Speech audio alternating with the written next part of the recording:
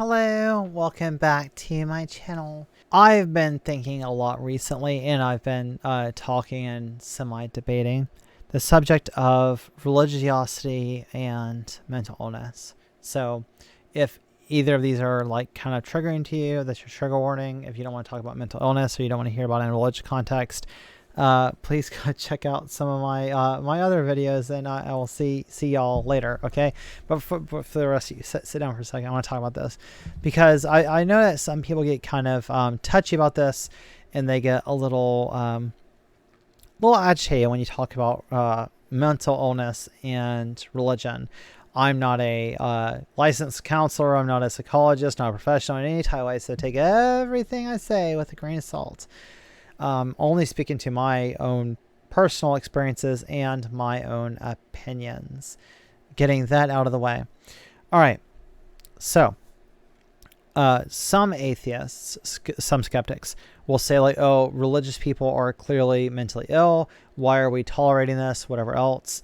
And then you'll have skeptics that are coming along. A lot of them are good-natured, and they'll say, we shouldn't be saying that. Don't call people mentally ill just because of religious beliefs or whatever else.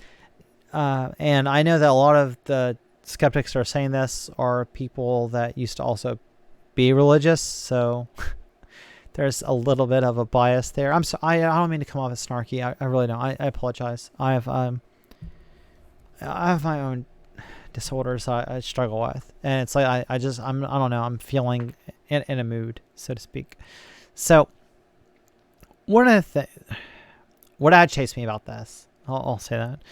What agitates me about this is that if you have a bias where you used to be part of some religious, or you used to believe some crazy religious claims, you got out of there, you found skepticism, I'm happy for you. I really am. But that does not mean that when you look at other religious claims that like some of them you wouldn't say could qualify under mental illness. I want to be clear. I am by no means saying that any one religion or any religious belief, etc., is a mental illness at all. What my complaint is, and this is chiefly my complaint, is that there are some aspects of religion and religious beliefs themselves that if it was in any other context outside of being protected as a religious belief, that it would most definitely qualify as a delusion in the DSM. However, because it is a religion, it's offered like a special kind of shelter so that you say, oh, well, this isn't a delusion, it's just a religious belief. And when you look at serious mental health disorders, a lot of them have the caveat that it's whatever the presentations are for this would not be considered a mental disorder if it is part of the culture that this person was raised in, or if it is in fact a religious ideal or religious belief. Now, the problem that I have is that this leads to a lot of inconsistencies in diagnosis. It also leads to sheltering or masking a whole lot of possibly serious mental illness. I'll give you an example, and I'm not trying to demonize these people or pick on them or whatever else, okay? Whenever somebody will flippantly say, if someone hears voices, obviously you know that they're crazy. Now, I would not describe them as crazy. I would describe them as schizophrenic, and somebody that obviously, depending on what their situation is, probably needs help in social services, support, that sort of thing. Not to demonize them or make them out to be some type of I don't know, movie villain.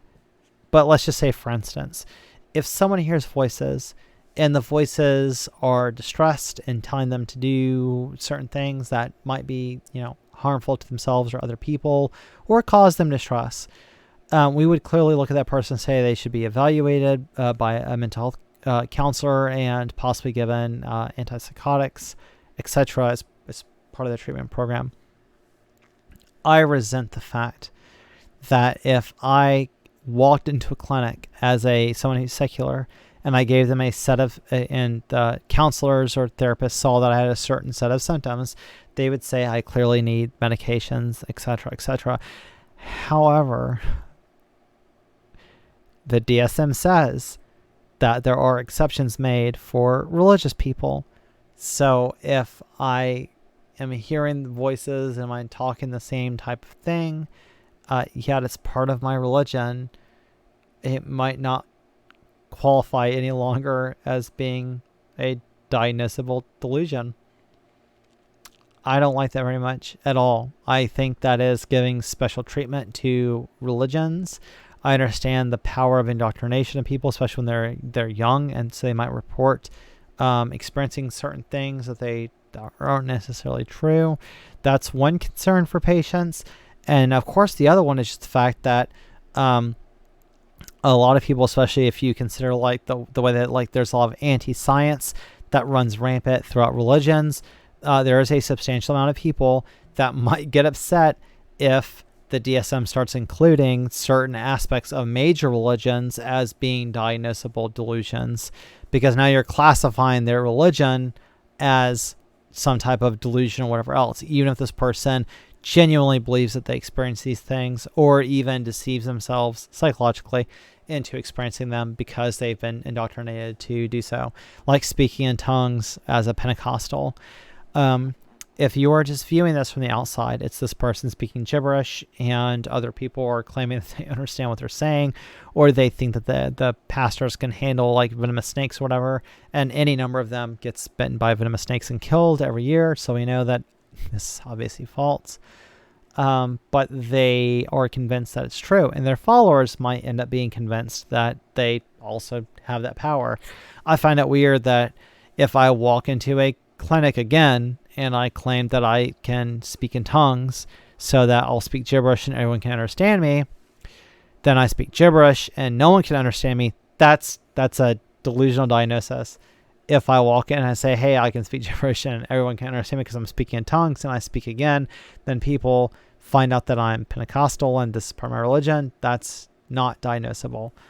That type of thing, I feel like religious people are given a pass for certain mental health conditions that secular people would not be given a pass for.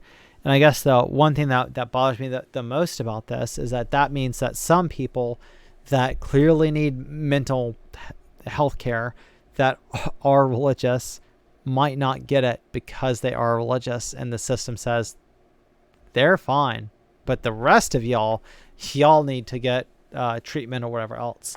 Now, I know that colloquially, a lot of skeptics, when they say religious people are mentally ill, they are trying to attack them as being like mentally deficient in some type of way.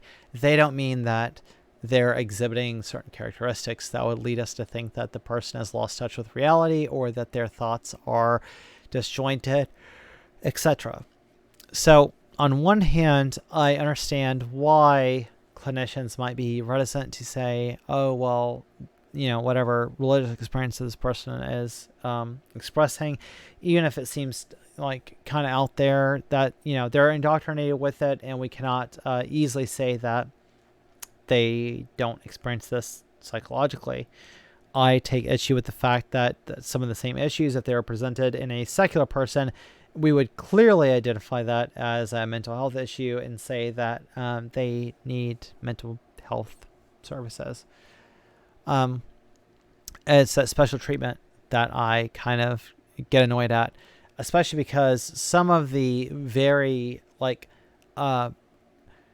what would be the cornerstone of some of these religious claims is stuff that if anyone else said or believed, we would think that they were clearly being irrational. Now, it might not be mental illness levels, but definitely irrational, such as like somebody being able to raise from the dead, somebody being able to walk on water, that there's an invisible army of angels and demons that are fighting for our souls all around us at all times, that every time you feel any type of like temptation or like failure of moral character, that is a devil or demon that is tempting you to like walk along the path and do something. And then there are better angels of our nature that encourage us to do what's good for us or what's good for everyone else, or act virtuous. I find it fascinating that a lot of the best things, like if there is anything good in religion, often that stuff was birthed in philosophy, and whether it is Plato, Aristotle, or being handed down from generation to generation. Once you have someone like Thomas Aquinas that wrote a whole bunch more and basically created the philosophy of the modern Catholic Church. Religious people borrow from philosophy pretty constantly, so that all of their ideas like golden rule and all this sort of stuff seems like it was passed down philosophically before it ever came out of the mouth of Jesus. However, it's not unusual for religious people to claim to have visions of Armageddon, to claim that the end of the world is imminent, and the ghost of a Roman carpenter is about to come back and annihilate the world in a ball of fire. That there are angels and demons influencing people all around us. That God has His hand on certain people in certain ways that like devils are. I'm just tired today. I don't know why. Honestly, like women in general, we're just tired all the time, especially trans women. Just tired all the time. Always sleep. I could nap at any put on some cat ears, and I want to lay down in my little cat bed and then go and I want to sleep for like 16 hours a day, like lick my little paws and clean myself, and I just want to prune, and I just want to curl around with my little tail over my face, and you can come and you can pat me and you can call me a good girl, and I'll be your best little kitty ever. So back to mental illness.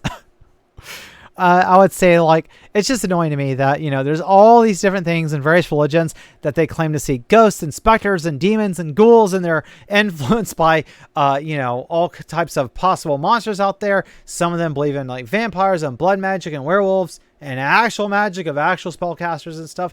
And it's fine for all of them to have these fantastical worlds with all these different powers, experiencing all these different things. Souls and devils and heaven and hell, visions, prophecies, and none of this stuff am I supposed to look at, or anyone else, and go, that seems like maybe there's some type of like I don't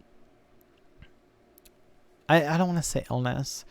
There's some other condition going on here, obviously, because these people, some of them have been indoctrinated, and everybody around them is telling them the same thing, and they all believe the same thing, and other people are claiming that they experience these things. So the one person feels very pressured, to go along with this, and I understand why they're hesitant to put it in the DSM, because it's going to cause an uproar if you just say like, oh, these sets of religious beliefs are all illness, and these sets of religious beliefs are all clearly delusion. That would cause an uproar, and obviously the people that are already anti-science and like disbelieve in evolution are definitely going to be like, oh, these scientists are out to get us, like they're coming to take our religion away from us. I just think it's a little disingenuous to say like some of the more extravagant claims that these religions are making are not some clear form of delusion, because that's what the moderates are kind of masking. The moderates in all these different religions are offering masking or shelter to the people in the religion that are like quote unquote true believers of the faith, or absolutely believe in like talking donkeys, talking snakes, 6,000-year-old earth, the earth is flat, all these sorts of things. And unfortunately, that type of magic thinking and that flaw in rationality and skepticism lead people to believe stuff like the earth is flat. Then other bizarre conspiracies like, maybe Q and these types of things. And I just wish that there was some type of standard where we could say, look, even if you're religious, you are not exempt from being evaluated the same way that other people are being evaluated, and that there are some religious beliefs that even if we say, yeah, the person's indoctrinated and they're kind of working on deconstructing these things, that we could agree is a very irrational belief to still hold. And to some degree, some of these beliefs, even if you're religious, like if you have a Messiah complex and you believe that you're the reincarnation of Jesus Christ, although you have no powers and nothing about your life points to being Christ, that we ought to be able to say, yeah, that person clearly has some type of delusion going on, even if it's a religious belief. In the same sense that like I can't just arbitrarily decide that I am some historical figure. It doesn't work that way. I can't be Cleopatra. Oh yeah, I'm Cleopatra reincarnated again. If I was advocating for that and I really seriously believe that, I don't think there's a problem at all with some people saying like, it always seems like she's a little delusional about this whole Cleopatra thing. Anyway, that's all that I have to say on the subject. Thank you for listening, and please smash that like button, subscribe if you have not subscribed, and I will see you in the next video. Tell me pretty lies, look me in the face, tell me that you love me, even if it's fake.